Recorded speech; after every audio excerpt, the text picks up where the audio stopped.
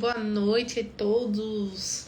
Boa noite, boa noite, boa noite. Essa é mais uma aula da preparação para a Semana do Fisiopélvico de Referência. Na aula de hoje a gente vai conversar sobre um assunto muito importante, que é a avaliação. Boa noite, Flávia, Jéssica, todo mundo que está entrando, Tainá, Andressa. Hoje a gente vai mais uma live para se preparar para a Semana do Fisiopélvico de Referência, tá? Eu me chamo Estela Fonzá. Minha função de vida, o que me motiva é fazer você entender como você pode ter segurança em atender qualquer tipo de disfunção do assoalho pélvico e você começar no caminho para se tornar referência na fisioterapia pélvica. Boa noite, Milena, Jéssica, boa noite. E eu preciso que você fique até o final dessa live, porque você vai se preparar para a Semana do Fisiopélvico de Referência. E além disso, você vai pegar mais uma palavrinha-chave para você construir, você conseguir participar do sorteio para ganhar a imersão de proctologia, certo? E a live de hoje é como perder medo de realizar uma avaliação pélvica. Se vocês me acharem meia lenta, é porque eu tô lenta mesmo hoje, tá certo? Sexta-feira, final do dia. Mas é isso, né? Vamos conversar para vocês verem quanto estou determinada em te ajudar a você entender esse caminho para atuar em qualquer disfunção, tá? E hoje a gente vai falar, como eu falei, sobre como perder o medo de realizar uma avaliação norteadora, uma avaliação pélvica, uma avaliação que realmente vai trazer um resultado efetivo para o seu paciente. Eu vejo que muitos fisioterapeutas têm medo da avaliação, dá uma crise de ansiedade antes, não sabe o que fazer. E dá um desespero, parece que você desaprendeu tudo. Coloca aqui, tem medo antes da avaliação, tem uma crisezinha de ansiedade. E eu lembro do meu primeiro paciente, quando eu fui atender ele, eu cheguei 2 horas antes no consultório e fiquei sentada na recepção, tentando relaxar e fazendo respiração diafragmática. Coloca aqui, você sente ansiedade antes de uma avaliação pélvica? Coloca aqui, recebo, eu tenho.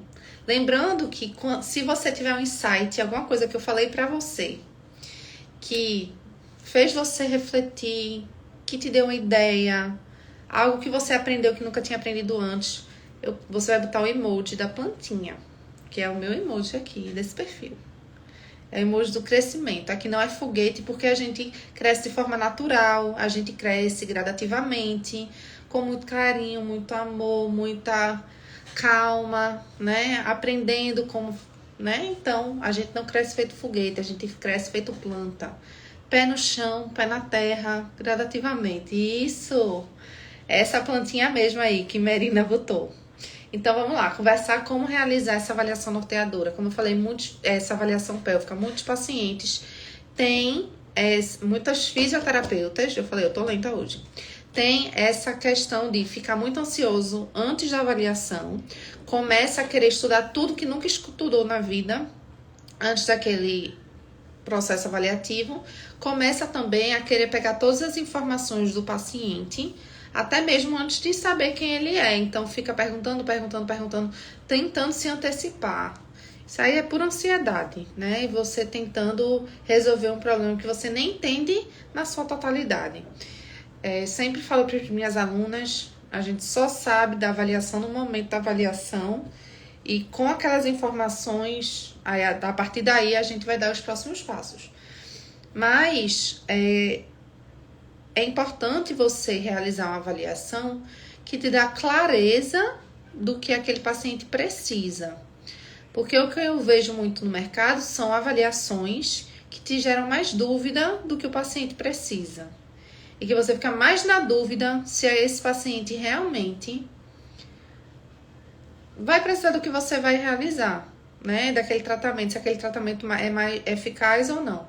Então, para você saber disso, você precisa ter uma avaliação que te traz clareza.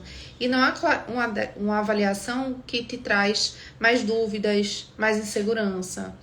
Eu tive uma aluna que ela fazia uma avaliação de 2 horas. Ela imprimia, né? Aí a avaliação ficava, chega um bolinho assim de avaliação. E a primeira coisa que eu falei com ela, foi vamos reavaliar essa sua avaliação e tirar coisas desnecessárias. Por quê? Tanto questionamento, tanta dúvida, que o paciente odiava o processo avaliativo. E o processo avaliativo também é um processo de venda. Então, a gente tem que ter cuidado com o nosso tempo de avaliação. Quanto mais tempo de avaliação, não significa que é uma avaliação boa. Eu já fiz avaliações rápidas de 40 minutos em pacientes. Mas naqueles 40 minutos, eu peguei todas as informações necessárias para dar um excelente atendimento. Normalmente fica em torno de 1 hora mesmo, mas não é porque sua avaliação é maior do que 1 hora que é uma avaliação boa, que é uma avaliação que te dá segurança e clareza, porque ela é o principal objetivo da avaliação, te dá um norte. Por isso que eu falo muito sobre a avaliação norteadora aqui no perfil, porque eu preciso que você, no término da sua avaliação, você sinta que ela realmente te norteia, que ela realmente te dá clareza do próximo passo. E eu sinto que isso é raro de acontecer, especialmente quando você está no começo. Você normalmente se sente seguro e você não sabe como realizar esse tratamento efetivo. E qual é o objetivo de uma avaliação na fisioterapia pélvica? Vou perguntar isso para vocês. Coloque aqui nos comentários. Qual é o objetivo de uma avaliação em fisioterapia pélvica? Você tem clareza do qual é o objetivo dessa avaliação? Coloca aqui. Para que serve uma avaliação pélvica nas disfunções do assoalho pélvico? Bora, pessoal. Para que serve uma avaliação pélvica? Aqui é para errar mesmo, não tem medo de errar, não. Qual o objetivo de uma avaliação pélvica? Hein? Você conseguir entender o prognóstico e diagnóstico? Que diagnóstico? Gabriela foi para um caminho certo. Qual é o diagnóstico desse paciente? Qual é o diagnóstico que a gente pode dar como fisioterapeuta? Pélvico. Eficaz individual, certo? A gente dá um diagnóstico funcional. E isso que falta em muitas avaliações. E é o principal objetivo da nossa avaliação, é classificar funcionalmente o nosso paciente. Aí talvez eu falo isso, você pensa perfect. Mas o perfect é muito imperfeito. O perfect ele só avalia uma das características do assoalho pélvico, que é a força. Para ver possíveis disfunções. Isso. Disfunções funcionais. Incontinência urinária de esforço é uma disfunção funcional? Nem todo mundo fala do perfect. Nossa, todo mundo fala do perfect. O perfect é extremamente imperfeito. Se você só avalia o perfect, não vai te dar segurança. Se você só avaliar perfect, você vai ficar assim, perfect 2. O P2 é 3. Repetições R 4. O que isso te dá de segurança no tratamento que você vai fazer? Ele te dá clareza se o paciente precisa de eletroestimulação ou não? Ele te dá clareza se o paciente precisa de um treinamento para relaxamento ou não? Não, porque o perfect ele só avalia a capacidade contrátil do assoalho pélvico, que é um dado muito importante. Não vou tirar a credibilidade dele. Mas, além disso, existem várias outras informações importantes, como tônus, flexibilidade, consciência, cicatrizes, a ausência dessas cicatrizes, atividade reflexa do assoalho pélvico, capacidade de expulsão muscular. Vocês entendem que quando a gente pensa perfect, fica imperfeito, fica vago, fica faltando alguma coisa. Você, ao realizar apenas o perfect e pegar só informações do perfect e colocar para essa pessoa, para um fisioterapeuta, talvez não te dê a clareza, mas se eu te disser É uma musculatura com pontos de tensão, dificuldade de relaxamento. Entende que com todas essas características vai te dar uma clareza maior, só que no final dessa avaliação é importante você dar um diagnóstico cinético-funcional e rotular mesmo, igual o pessoal da neuro faz.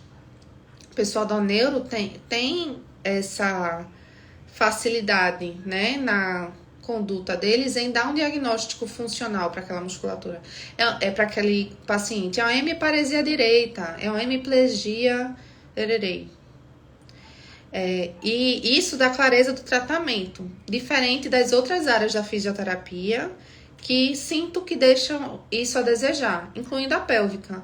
Então, a gente tem diagnósticos funcionais, sim, e a gente pode nortear nosso tratamento com base em diagnóstico funcional. Então, voltando ao que eu tinha falado antes, qual é o intuito da nossa avaliação? Dar um diagnóstico funcional para o assoalho pélvico.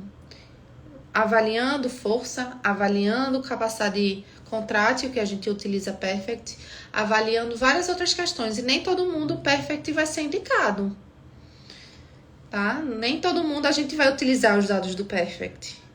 E como a gente já entende isso? A gente entende isso quando a gente entende sobre os tipos de disfunções do assoalho pélvico. Aí a gente sabe qual é a peculiaridade de cada uma e qual a necessidade de cada uma. E isso eu vou falar lá na semana do fisiopélvico de referência. Por isso que você precisa participar, que eu vou entregar conteúdo que vai te dar clareza do que você precisa fazer em cada tipo de paciente. Cada tipo de disfunção do assoalho pélvico. E eu não tô falando aqui sobre incontinência urinária, eu não tô te falando aqui sobre disfunção erétil, não tô falando sobre humanismo, uma enurese noturna. Eu tô falando sobre você, como fisioterapeuta, conseguir fazer um tratamento individualizado de verdade. E não ficar se apegando a rótulo de disfunção. E não ficar se apegando a uma incontinência. Certo, mas todo paciente que tem incontinência, você vai fazer o mesmo tratamento? Não vai. Você sabe que não dá. Mas como é que você faz para mudar esse tratamento de forma individualizada? Entendendo o tratamento com base no diagnóstico cinético funcional, com base em funcionalidade. E isso eu vou te explicar na semana do fisiopélvico de referência, tá? Então, é importante você ter clareza que no final da avaliação você precisa dar um diagnóstico funcional. E quando você rotula a função muscular do assoalho pélvico, o tratamento você sabe com muita clareza como fazer. E ele vai ter um tratamento eficaz. Por quê?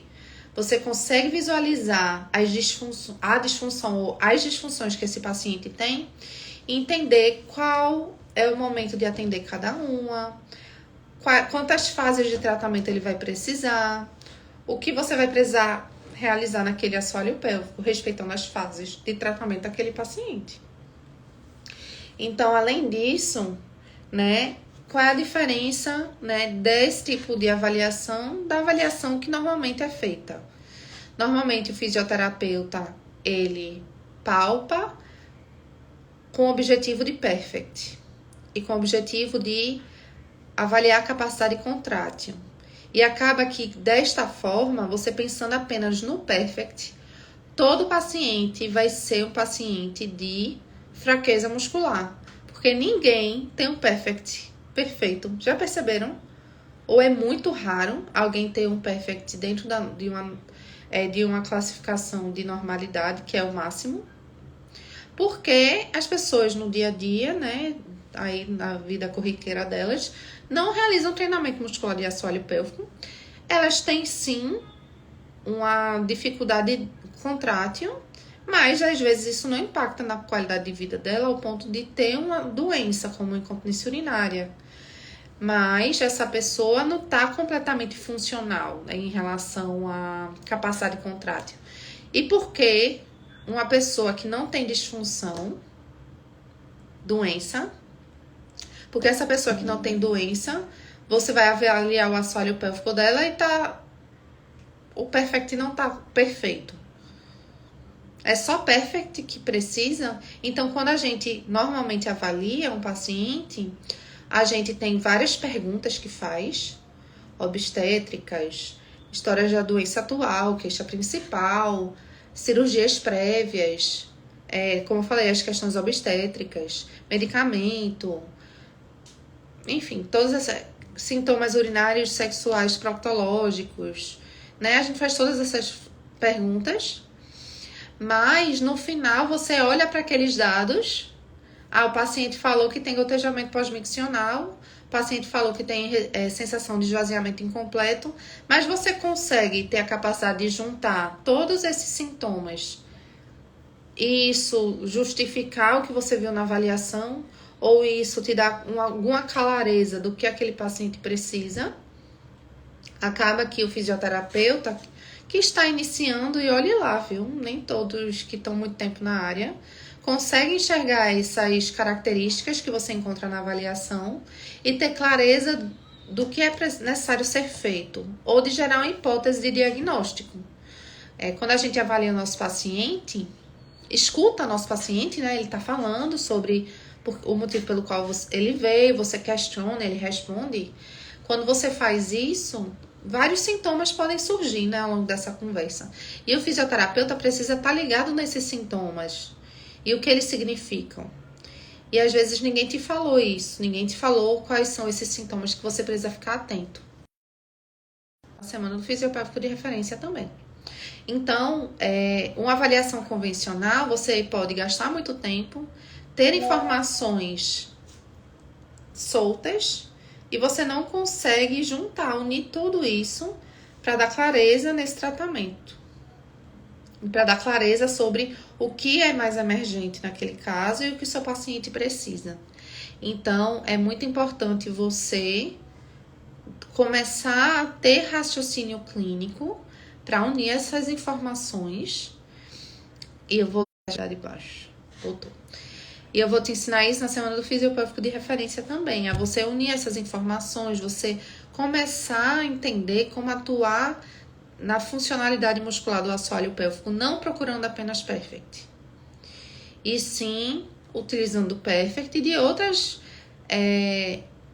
informações importantes que você precisa avaliar em cada tipo de caso, tá? Então, isso vamos falar lá. E por que é tão importante você realizar uma avaliação norteadora? Porque, com base nela, você vai entender a real necessidade do seu paciente. Você vai entender que nem todo paciente que tem uma disfunção, como uma doença, realmente é o tratamento daquilo que ele precisa. Por exemplo, muitas pessoas olham incontinência urinária de esforço e associam a fraqueza muscular do assoalho pélvico. Mas não é... Nem toda incontinência urinária realmente é fraqueza muscular. Às vezes, a incontinência urinária é uma hiperatividade do assoalho pélvico. O paciente tem tanta tensão que no movimento de esforço abdominal, o assoalho pélvico não está tendo condições de vencer aquela pressão, porque ele já está o dia todo em atividade. Ou um paciente que tem bexiga hiperativa e ele está com bexiga hiperativa, não é porque o detrusor está instável, mas porque ele não está conseguindo esvaziar completamente. E você começa ao avaliar o seu paciente, ter clareza do real motivo pelo qual ele tem aquela disfunção. E não ficar tentando tratar por base em doença. Porque você vai perder o seu tempo, você vai perder o tempo do paciente, o paciente não vai evoluir bem.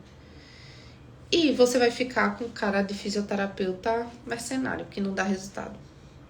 Então, é muito importante você, com a avaliação norteadora, ter a real clareza do motivo de realmente por onde realizar o seu tratamento.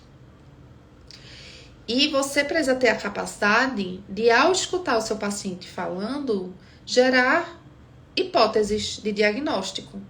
Ao paciente falar, você precisa começar a realmente raciocinar. Eu vou até aproveitar o caso clínico que eu tive hoje, que foi muito interessante. Aí eu quero dividir ele com vocês, até para mudar um pouquinho a dinâmica de live. Hoje eu recebi um paciente que ele está passando processo de câncer, não é pós-prostatectomia, não é câncer de próstata, né? Ele não fez uma pós-prostatectomia, não fez uma prostatectomia, está no pós-operatório dela. Mas ele diz que há muitos anos tem urgência, incontinência de urgência. E ele nem sabe quantas vezes acorda à noite para urinar. E por causa disso ele começou a dormir a noite inteira e urinar durante a noite, porque ele se despertava, mas voltava a dormir e urinava na fralda. No momento, ele dorme a noite inteira, mas ele faz xixi na fralda, a ponto de transbordar a fralda, sujar a cama. Então, tá uma situação bem de muita perda urinária, muito volume de perda. E ele tem ansiedade e piora com essa... a urgência dele, que ele tem urgência ao longo do dia, com essa ansiedade. Então, quando você pensa que o paciente, e ele tem no diagnóstico dele, no estudo urodinâmico dele, tem contração não inibida do detrusor. Então, imagine assim, esse paciente que tem um detrusor hiperativo, tem uma hiperatividade detrusora diagnosticada por urodinâmica, como você imagina que é o assoalho pélvico desse paciente? Coloca aqui nos comentários. Pelo senso comum de um fisioterapeuta que fez pós-graduação, que já atua na fisiopélvica, se você começar a refletir, se ele tem uma hiperatividade vesical, qual é? E ele tem incontinência de urgência, se ele tem perda de urina por transbordamento à noite, né? É uma enurese noturna. Como é que você acha que está o assoalho pélvico desse paciente? Coloca aqui nos comentários. Como você acha? Um paciente que tem o detrusor com hiperatividade, um paciente que tem urgência, né? Tem incontinência de urgência, tem enurese noturna ao longo da noite que transborda a fralda. Como é que você pensa que está o assoalho pélvico desse paciente? Bora, pessoal. Chutem aí. O que vocês fariam para o tratamento dele? O que vocês fariam para o tratamento de um paciente com o detrusor hiperativo, com enurese noturna, perda de urina ao longo do dia, ele sente urgência e perde urina até chegar no vaso? Como você realiza o tratamento desse paciente?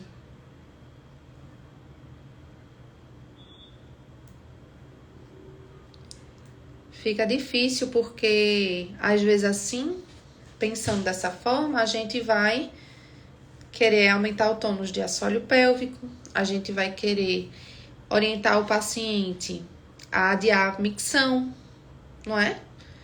Quando o paciente tem a hiperatividade do detrusor, a gente não pede para ele adiar a micção, a gente não pede para ele, ao sentir vontade de urinar, postergar essa micção. A gente não diz para ele... Enfim, a gente faz um treinamento muscular para aumentar o tônus, para ele aumentar a capacidade contrátil de assoalho pélvico. Mas ao avaliar esse assoalho pélvico, ele tinha muita tensão muscular, com muita dor, e ele tinha capacidade contrátil dentro da normalidade. Agora, se a gente for pelo senso comum de um paciente com hiperatividade, não tem aquela questão que a gente fala, quando tem o detrusor hiperativo, tem um assoalho pélvico hipoativo. E isso é que causa incontinência, essa fraqueza muscular de assoalho pélvico, mas não, talvez não. Ele é um paciente com resíduo pós-miccional, mesmo com uma capacidade vesical de 250 ml. Tem resíduo pós-miccional. Tem obstrução infravesical. Ele tem tanto a hiperatividade detrusora quanto a hiperatividade de assoalho pélvico.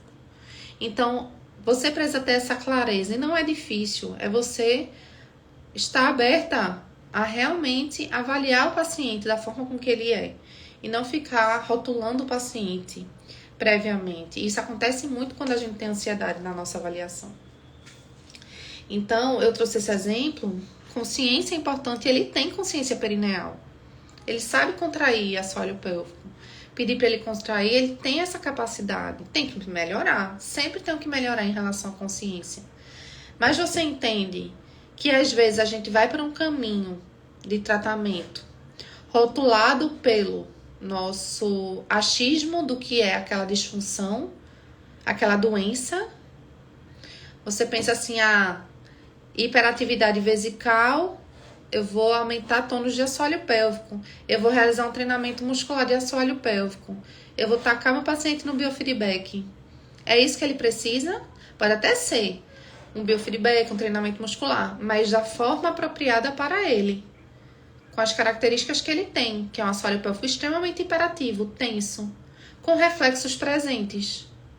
Ele tem incontinência urinária de transbordamento, mas ele tem reflexo presente. Talvez você, pelo senso comum, não teria. Então, com muita prática clínica, muito estudo, eu vi que não existe tanto essa associação como a gente acha na fisioterapia. Essa associação de uma doença tem um tratamento específico. E eu bato no peito e levanto a bandeira que se você vê um professor rotulando o tratamento com base em doença, você precisa sair de lá. Sabe por quê? Porque você não vai dar resultado para todos os pacientes. Você vai dar resultado para uma parcela. Porque se todo paciente de incontinência urinária é treinamento muscular e fortalecimento que ele precisa, nem em todo caso você vai conseguir bons resultados.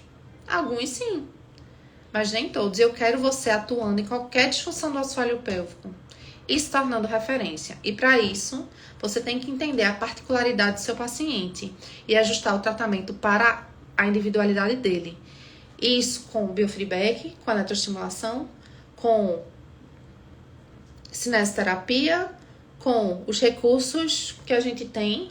Você precisa utilizar desses recursos de forma que atinja a individualidade desse paciente. E se a gente utilizar receita de eletroterapia, receita de biofeedback, receita de qualquer coisa, não vai funcionar para todo mundo.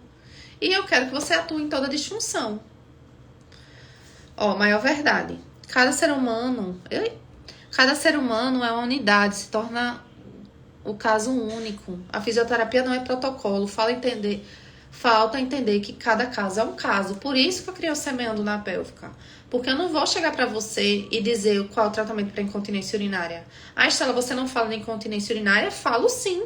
Tem aula de incontinência, tem aula de bexiga hiperativa, para você entender a doença também. Mas você tem que entender como mexer, como é que eu pego aquele recurso e adapto para o meu paciente. Eu quero utilizar um biofeedback. Meu paciente tem tal disfunção. Como é que eu ajusto aquele recurso para dar o melhor resultado ao meu paciente? Porque meu paciente tem hiperatividade de assoalho pélvico, tensão muscular. Como eu vou usar do treinamento muscular para ajudar esse paciente? E você precisa entender o raciocínio clínico por trás de tudo e não aceitar receita de bolo, ter senso crítico. Então, falo de novo. Um professor chegou para você e disse que o tratamento para anismo é relaxamento, foge dele. Porque nem todo caso é só relaxamento. Tem alguns casos que o paciente tem anismo e tem fraqueza muscular. Como é que você vai tratar nesse caso? Não sei, porque me disseram que era relaxamento, só faço relaxamento. Que profissional você está sendo? Então, vamos entender como atuar todo mundo. Como é que você sabe utilizar qualquer recurso para qualquer caso? Entendendo real a indicação e o que está por trás daquilo. Então, tenha clareza de como utilizar a eletroterapia, qual o objetivo terapêutico por trás de cada tipo de parâmetro. 4 Hz faz o que no teu organismo? 10 Hz faz o que no teu organismo? 20 Hz, o que isso impacta no tecido? Qual tipo de fibra vai atuar? E é assim que você precisa raciocinar. Porque quando você vê qualquer caso, não tem caso difícil. Você não vai ter ansiedade de atuar nas disfunções. Você pode pegar um paciente extremamente complexo, mas vai ser simples. Porque você entende o por trás das coisas. E você não está se apegando à doença. porque a doença é uma só, mas cada pessoa é diferente. Eu tenho um professor de prática baseada em evidência que diz que só pesquisar sobre assoalho pélvico é a melhor evidência que tem que ser seguida à risca. Quando se contesta ele que não é assim, ele é errado. Então, eu percebi uma mudança em relação à evidência também, que a evidência está começando a ser um pouco diferente. Por exemplo, já tem muito estudo saindo com diagnóstico fisioterápico. Por exemplo, não mais um protocolo voltado à incontinência urinária, mas sim um protocolo voltado à hiperatividade de assoalho pélvico. Porque você entende que nem todo paciente pode fazer um treinamento muscular da mesma forma. Se a gente pegar um estudo todos juntos e realizar um treinamento muscular com a mesma capacidade contrátil para todos, por exemplo, vou pegar todo mundo que está nessa live e realizar um protocolo com contração de 5 segundos. Isso não vai funcionar para algumas pessoas e outras vão. Então, a evidência precisa ser seguida. Precisa ter prática baseada em evidência. E graças a Deus a evidência voltada à fisioterapia está se ajustando para tratar mais de acordo com diagnósticos funcionais. Porque quando a gente fala em doença, nem todos os casos vão ter resultado. E eu acredito que por isso é que tem tantos estudos assim, e alguns não tem tão os bons resultados, porque foi feita uma receita de bolo. Então, a gente precisa até de estudo que não trate o paciente como, a amostra como uma receita de bolo. E a prática baseada em evidência diz que a gente precisa trabalhar o nosso paciente de forma individualizada também. Tá? Então, a gente não pode abandonar a prática baseada em evidência de forma alguma. Se eu falar isso pra você, eu tô indo contra os meus valores também. Precisa ser baseado em evidência. A gente não pode também ser fazendo o nosso achismo. O nosso achismo tá normalmente errado, que a gente tem vários vieses, né? E se eu te dissesse isso, eu iria contra tudo que eu estudei até o momento, né? De você seguir apenas o que sente, né? A gente tem que seguir baseado em evidência mesmo. E você tem que ter essa capacidade de entender as disfunções e trabalhar pela individualidade desse paciente, tá? E na live de hoje, aí eu vou dar mais uma palavra-chave para você anotar e você ganhar a imersão de raciocínio clínico. Desculpa, a imersão em proctologia, tá? Então, a gente vai liberar 3 vagas da imersão em proctologia. Ao longo das lives, estou liberando palavras-chave no final dessas lives. Vocês vão anotar a palavra-chave e quem está inscrito na semana do Fisiopélvico de Referência vai ter a oportunidade de ganhar uma das 3 vagas para a imersão em proctologia, tá bom? Então, hoje estamos na nossa 4ª live. Então, será a 4ª palavra-chave. Você pega a sua palavra-chave e guarda para si. Porque se você ficar distribuindo por aí, vão ter mais pessoas no sorteio. E se você quer ser um sorteio menor, você precisa pegar e guardar, tá bom? Então, eu vou falar a palavra-chave de hoje e você vai ter a 4ª palavra-chave. Ah, Estela, mas eu não assisti às últimas lives, como é que eu faço? Está no meu feed guardadinho, salvo, para você ir lá assistir e pegar as outras palavras-chave. Porque essas aulas estão sendo de preparação para a semana do Fisiopélvico de Referência. Então, assiste as lives anteriores, se organiza e pega as palavras-chave. Muito melhor do que isso, no YouTube também tá. Muito mais importante do que isso também é você estar comigo aqui ao vivo, porque você tira a sua dúvida, você interage e fica muito mais leve e divertido. Um monte de feedback eu tô recebendo do pessoal que disse que tá aprendendo que só com as lives, porque eu entrego todo o conhecimento que eu tenho. Eu não tenho isso de ficar guardando para mim. Então, eu nem consigo. Faz parte do meu ser dividir o que eu aprendo. Então, e o que eu aprendi, o que eu construí ao longo dos 7 anos, quase 8, que eu sou fisioterapeuta pélvica. Então, a live de hoje, ela tem como palavra-chave, e eu vou falar apenas uma vez, e dessa vez é verdade, que das últimas vezes pediram pra falar de novo. Nessa vez eu não vou falar de novo, porque é sexta-feira eu tô cansada. Então, eu vou falar apenas uma vez, em alto bom tom. Você vai anotar e no dia 29/4 vai ser o sorteio, tá certo? E você precisa estar com todas as palavras-chave. Então, eu vou falar agora. Preparados? Coraçãozinhos ou plantinhas? Quem tá preparado? Vou esperar um pouquinho para você se acalmar. Pegar o papel e a caneta. Bem-vinda, Genilza, que começou a seguir agora. Vamos lá, preparadas, tá? Vou falar a palavra-chave agora. E anote a palavra-chave, que é segurança.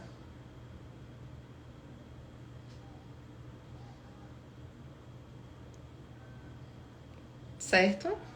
Essa é a palavra-chave do dia. Amanhã temos live de novo, porque vai ter sábado e domingo. Ah, Estela, eu vou viajar. Você pode assistir depois. Essa é a quarta palavra-chave. 4. Para você ganhar a imersão em proctologia, você precisa trabalhar. Porque proctologia é um conhecimento raro entre os fisioterapeutas pélvicos. E quando você sabe atuar na proctologia, meu amor, o céu é o limite para você. Você dá resultado em tudo. Porque proctologia, ao meu ver, é o compartimento mais importante do assoalho pélvico. Então, você precisa assistir as 3 lives que passaram para pegar a palavra-chave. Ah, Estela, cheguei só agora. Entrei só agora, não peguei a palavra-chave. Vai assistir a live. Tá certo? Então, um beijo para vocês. Meu celular só tem 1%. Foi um prazer estar aqui com vocês nessa sexta-feira à noite. Quem tá aqui é forte, potente. Eu amo proctologia também. Também amo proctologia. Amo disfunções proctológicas. Beijo para todos vocês. Tá salva todas as lives. Está salva no feed.